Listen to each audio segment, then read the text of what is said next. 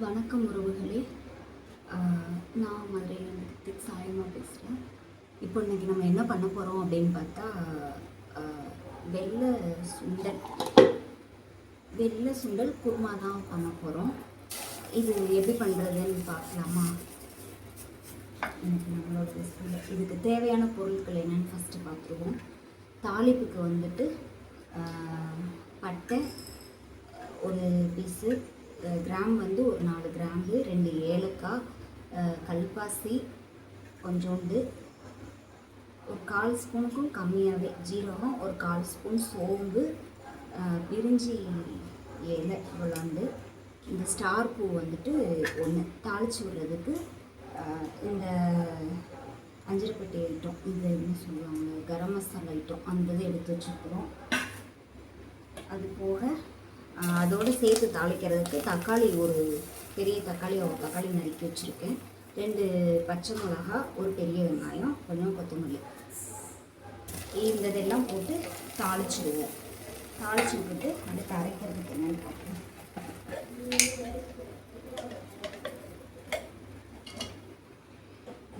குக்கரில் தாளித்து விட்ருவோம். குக்கரில் வந்துட்டு நம்ம தாளித்து விட்டு அந்த கொண்டக்கடலையும் போட்டு 4 விசில் விட்டு இறக்கணும்னா சீக்கிரமாக வேலை முடியும். ஒரு 10-15 நிமிஷத்தில் நமக்கு வேலை முடிஞ்சிடும், டக்குன்னு ரெடி ஆகிடும். ஈஸியான ஒரு வேலையும் கிடையாது. குக்கர் காஞ்சிச்சு.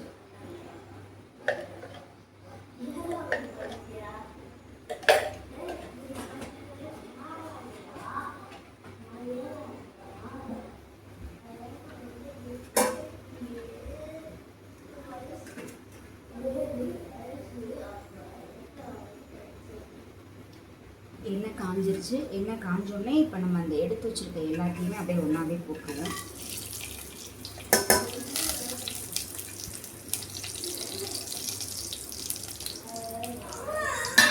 என்னம்மா டைம் ஆச்சுமா, வேன் வரப்போகுது.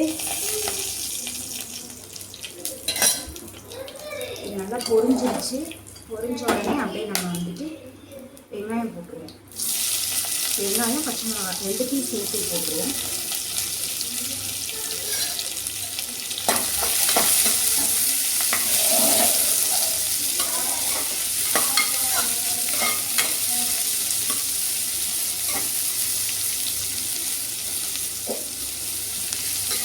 போட்டு நல்லா வணக்கி விட்டுட்டு கொஞ்சம் வணங்கணும். அப்படியே தக்காளியும் போட்டு வணக்கிக்கலாம். ஈஸியான ஒரு வேலையாக டக்குன்னு செஞ்சிடலாம். குழந்தைங்களுக்குலாம் ரொம்பவே பிடிக்கும். இது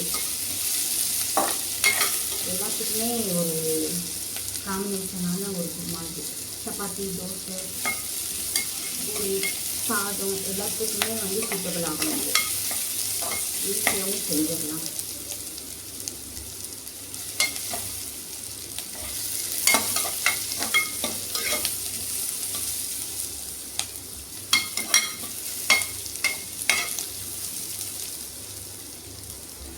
வெங்காயம் பாதி வணங்கிச்சு. இதோட அப்படியே தக்காளியும் போட்டுருவோம். தக்காளியும் போட்டு தக்காளி நல்லா வணங்கி வதக்கும். தக்காளி வணங்குறதுக்காக கொஞ்சம் உப்பு போட்டுருவோம்.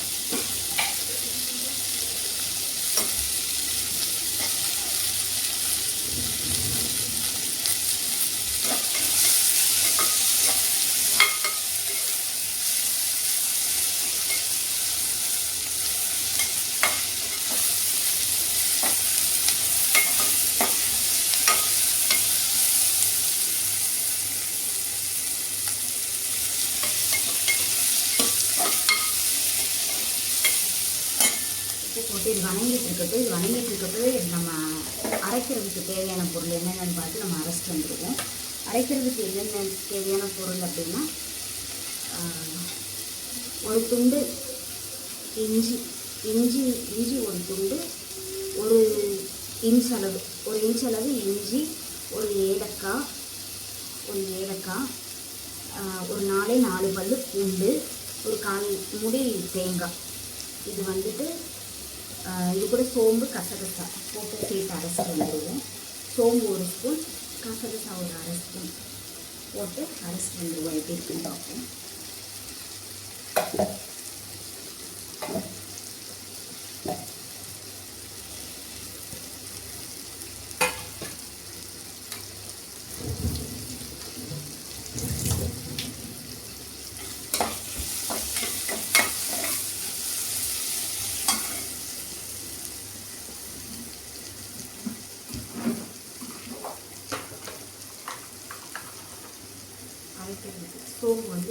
போட்டுக்குவோம்.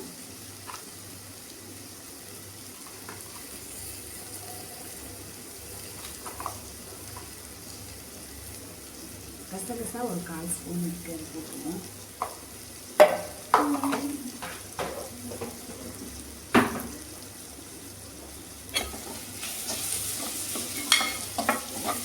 அரைக்கிறதுக்கு என்ன இதில் எடுத்துருக்கோம் அப்படின்னா, இஞ்சி 1 இன்ச்சு, ஒரு 4 பல்லு பூண்டு, 1 ஸ்பூன் சோம்பு, 1/2 ஸ்பூன் கசகசா, 1/4 மூடி தேங்காய், இதுதான் எடுத்துருக்கோம். இப்போ இந்த இதில் வந்துட்டு நம்ம முந்திரி பருப்பு போடணுன்னாலும் போட்டுக்கலாம். முந்திரி பருப்பு போட்டோம் அப்படின்னா இன்னும் கொஞ்சம் நல்லா திக்னஸாக இருக்கும் நமக்கு. அது போடணுன்னாலும் போட்டுக்கலாம். இருந்தால் போட்டுக்கலாம், இல்லைன்னா போட்டுக்கலாம். தேவைப்படுறவங்க போட்டுக்கலாம், இல்லைன்னா போட்டுக்கலாம். இதெல்லாம் வணங்கிட்டு இருக்கட்டும். நம்ம எடுத்து அரைச்சிட்டு வந்துடுவோம்.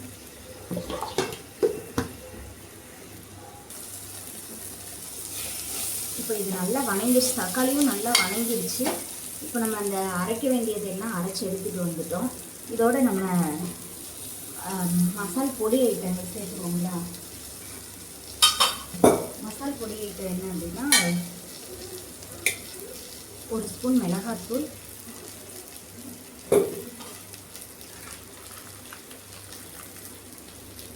1 ஸ்பூன் கரம் மசாலா, மல்லி 1 ஸ்பூன்,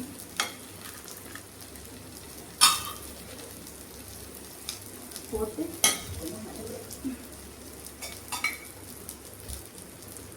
கொஞ்சமாக மஞ்சள் பொடி,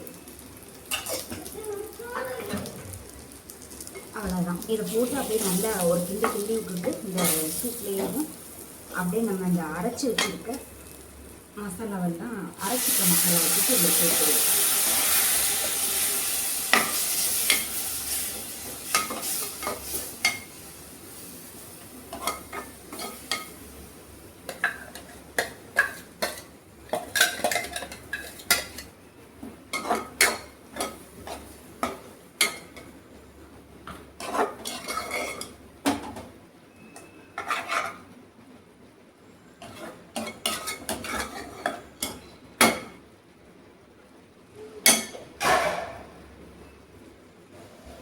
அரைச்ச மசாலாவை இதில் போட்டு அப்படியே ஒரு கிளறிட்டு நம்ம இந்த சுண்டல் வந்து ஊற வச்சு எடுத்து வச்சுருக்கோம். 200 கிராம் சுண்டல் எடுத்துருக்கேன். இந்த 200 கிராம் சுண்டலை வந்துட்டு ஊற வச்சு எடுத்து வச்சுருக்கோம்.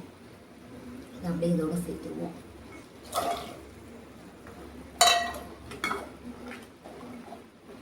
தண்ணி வந்துட்டு அது ஊற வச்ச தண்ணியை தான் நான் இதில் ஊற்றிருக்கேன். ஊற வச்ச தண்ணியோடய ஊற்றிட்டேன். 2 கழுவு கழுவிட்டு ஊற வச்சோம். அந்த ஊற வச்ச தண்ணியோடு தான் நான் இதில் சேர்த்துருக்குறேன்.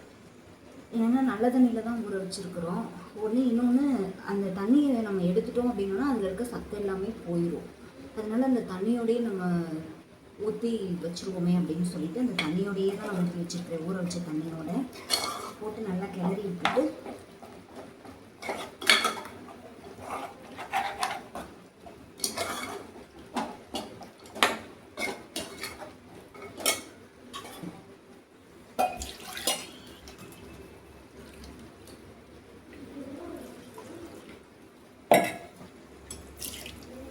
தண்ணி வந்து தேவையான கெட்டியாக வேணும் அப்படின்னா தண்ணி கம்மி பண்ணி வச்சுக்கோங்க.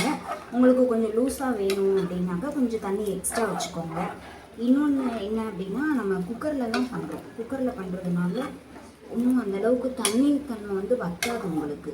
அப்படியே தான் இருக்கிற மாதிரி இருக்கும். தண்ணி வந்து கம்மியாக தான் உங்களுக்கு வற்றும். அதனால் தண்ணி வந்து கொஞ்சம் பார்த்து அளவாக இது பண்ணிக்கோங்க. நான் இங்கே இந்த பதத்துக்கு வச்சுருக்கேன். எல்லாத்துக்குமே செட் ஆகிக்கிறேன். இட்லி, தோசை, பூரி, சப்பாத்தி, சாதம் எல்லாத்துக்குமே. இன்றைக்கி நான் தம்பி உங்களுக்கு லஞ்சுக்கு இதை தான் கொடுத்து விட போகிறேன். காலைல இட்லிக்குமே இதை தான் வந்து தம்பி உங்களுக்கு கொடுக்க போகிறேன். நமக்கு 2 டைமுக்குமே இது நமக்கு யூஸ்ஃபுல்லாக இருக்கிற மாதிரி வச்சுருக்கிறேன். மதியத்துக்கு ஒன்றும் காலையிலேக்கு ஒன்றும் செஞ்சிட்ருக்க முடியாது இல்லையா, அதனால்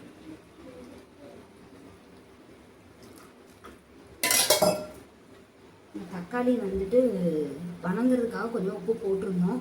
அதனால இப்போ கொஞ்சம் உப்பு மட்டும் கொஞ்சம் அளவாக பார்த்து போட்டுக்கோங்க.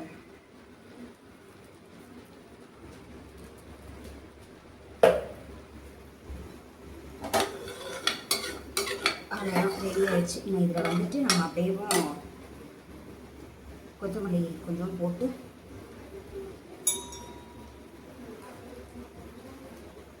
கிண்டி விட்டு அப்படியே நம்ம இது பண்ணிடுவோம். குக்கர் மூடியை போட்டு விசில் வச்சு விட்டுருவோம்.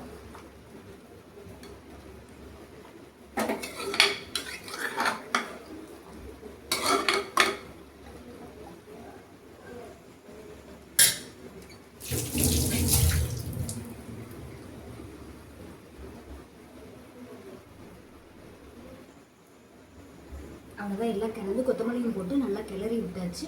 இங்கே நம்ம வந்து இது மூடி போட்டு ஒரு 5 விசில், அந்த சுண்டல் வேகணும் இல்லையா, அதுக்காக ஒரு 5 விசில் விட்டு ஸ்ட்ரீம் அடங்கினதுக்கப்புறம் எடுத்து பார்ப்போம் எப்படி வந்திருக்குன்னு சொல்லிட்டு.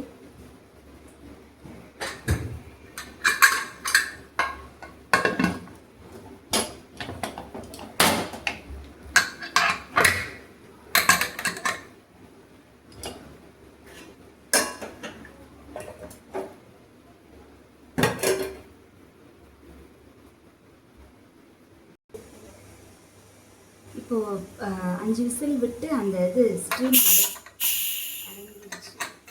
ஸ்ட்ரீம் போயிடுச்சு. நம்ம ஓப்பன் பண்ணி பார்ப்போம் எப்படி இருக்குன்னு சொல்லிட்டு.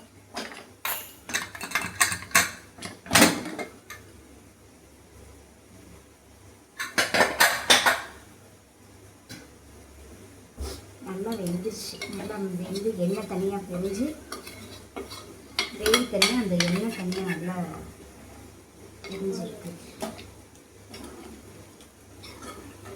கரெக்டான அளவில் இருக்குது பாருங்க. அவ்வளோதான், ரெடி ஆயிடுச்சு. அப்படியே இந்த இதில் கொஞ்சோண்டு கொத்தமல்லி மட்டும் தூவி இறக்குனா வேலை முடிஞ்சிச்சு. அவ்வளோதான்.